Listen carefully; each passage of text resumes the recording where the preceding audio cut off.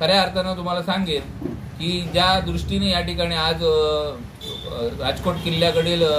कामाचं काम चालू होत आहे, त्या ठिकाणी जे काम चालू होतं याबद्दल आम्हाला आनंदच आहे.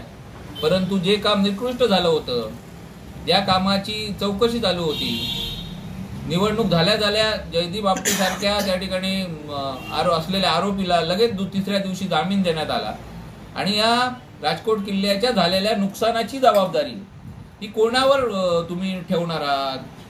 मग जर अधिकारी याच्यात जबाबदार नसतील तर काम करणारे कॉन्ट्रॅक्टर याच्यात जबाबदार असतील तर अशा चुकीच्या पद्धतीने त्या ठिकाणी अधिकाऱ्यांना सोडून, त्या ठिकाणच्या मंत्र्यांना सोडून कोर्टाने जे गाईडलाईन्स हातात दिले, नेव्हीच्या अधिकाऱ्यांना त्या ठिकाणी का आरोपी केलं ना, म्हणजे चुकीच्या दृष्टीने नेव्हीचा यात कोणताही संबंध नसताना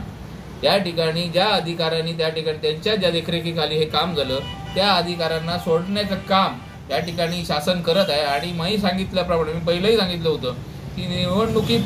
होईपर्यंत या आरोपींना तुरुंगात ठेवण्यात येईल आणि नंतर निवडणूक झाली तर लगेच तात्काळ त्या ठिकाणी त्यांना जामीन देण्याचा कार्यवाही हे सरकार करेल. आणि त्या पद्धतीने पद्धतशीरप्रमाणे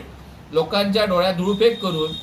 आता पुतळ्याचं काम आपण चालू करतो, अशा प्रकारचं वातावरण तयार करून जे चुकीचं झालेलं आहे त्या गोष्टीला